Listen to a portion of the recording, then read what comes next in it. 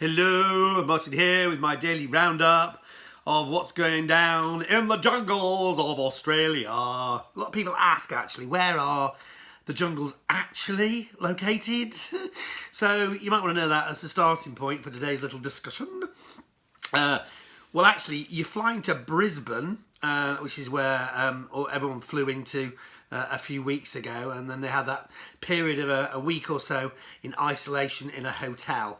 And then you are transferred, well, get this, blindfolded, and I mean it, you are literally back of a truck blindfolded to a secret location, which is about 2 hours outside Brisbane.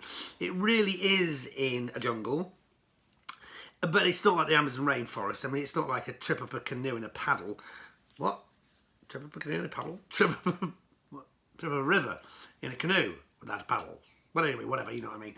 It's not like it's in the middle of nowhere, but you are definitely in a proper jungle, and there are creepy crawlies, there are snakes, and there are spiders, and there are all those things. The taxi driver who took me from Brisbane Airport to my hotel was really funny, because he was just like, because I was a bit freaked out about what I was going to encounter when I was there, and all he went on about was the creepy crawlies and nasty things they have in Australia. And it wasn't just what they have on land. It was like, and gee, mate, you can't even go in the sea because we've got the most poisonous jellyfish, or we got sharks. And then you come on land, you got your spiders. There's one spider, you know what? You've got 3 minutes if it bites you, and if you don't get treatment and helicopter down there, you're going to die.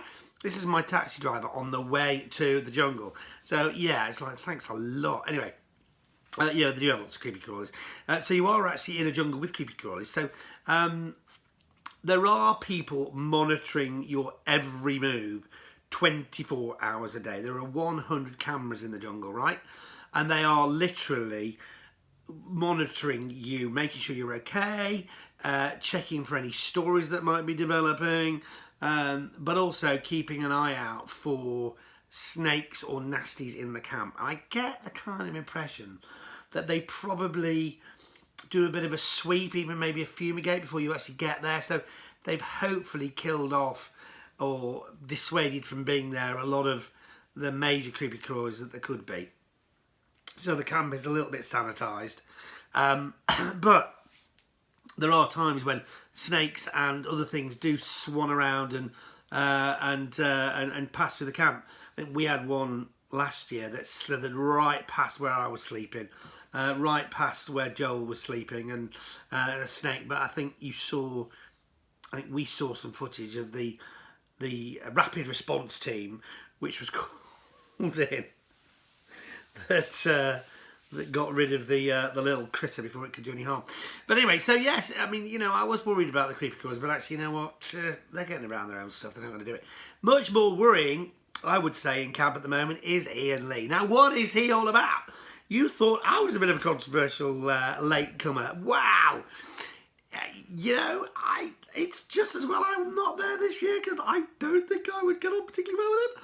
I think whether or not he's been told to be like super bombastic and a little bit authoritarian and troublesome, I don't know. But he's certainly put the cat amongst the pigeons, hasn't he? Oh my golly gosh.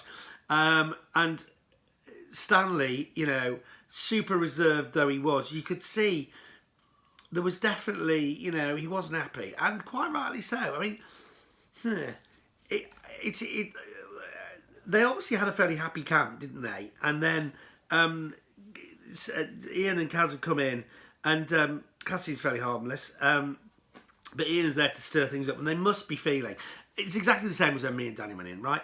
You know, suddenly you've got these new people in camp, and also at the same time you're separated out into groups, and clearly the people who are currently at which way around is that? I can't remember. Well, who basically not having a good time, still on rice and beans.